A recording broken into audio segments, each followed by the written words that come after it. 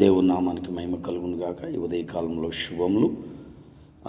దేవుని వాక్యం చదువుకుందాం. యెషయా గ్రంథం 41వ అధ్యాయం 10వ వచనం.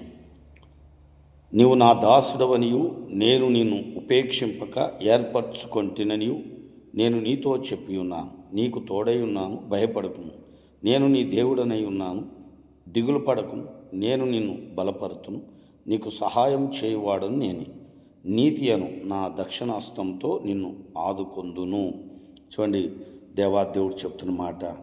దేవుని బిడ్డలారా, మరి నీవు నా దాసునవని నేను నిన్ను ఉపేక్షింపకు ఏర్పరచుకొంటినని దేవుడు సెలవిస్తున్నాడు. నేను నీతో చెప్పి ఉన్నాను, నీకు నేను తోడై ఉన్నాను.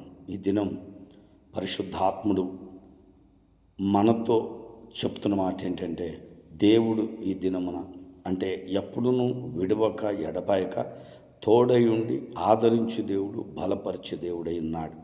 కాబట్టి దేవుని బిడ్డలారా, భయపడకము, నేను నీ దేవుడనై ఉన్నాను, దిగులు పడకు అని చెప్తున్నాడు.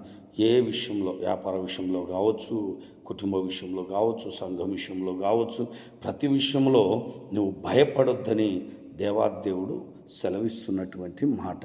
కనుక దేవుని బిడ్డలారా, ఈ ఉదయ కాలంలో ఏ విషయంలో నువ్వు పడకుండా భయపడకుండా ధైర్యంగా ముందుకెళ్ళు. దేవుడిని నీ పట్ల అద్భుతం జరిగించి సహాయం చేసిన కాక. ఆమేన్. చిన్న ప్రార్థన చేసుకుందాం.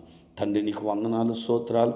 ఈ ఉదయకాలంలో ప్రభువా, ఈ యొక్క నాయన ఈ యొక్క మాటలు వింటూ ప్రార్థనలో ఏకీభవించిన ప్రతి బిడ్డ యొక్క పరిస్థితిని జ్ఞాపకం చేసుకొని భయం నుండి, అలజడి నుండి, ఆటంకాల నుండి విడిపించి, అనారోగ్యాల నుండి, ప్రతి బలహీనత నుంచి విడిపించి అద్భుతమైన స్వస్థత, విడుదల యేసుక్రీస్తు నామంలో కలుగును గాకని ప్రార్థిస్తున్నాం. మీరే కృప చూపి సహాయం చేయండి, మేలు దయచేయండి. మీ సన్నిధి వారికి తోడుగా ఉంచి అద్భుతం చేయమని యేసు నామములో అడుగుచున్నాం తండ్రి. ఆమేన్. మంచిదండి. దేవుడి మాటలు దీవించునుగాక. మరి సబ్స్క్రైబ్ చేయండి. దేవుడు మిమ్మల్ని ఆశీర్వదించునుగాక. ఆమేన్.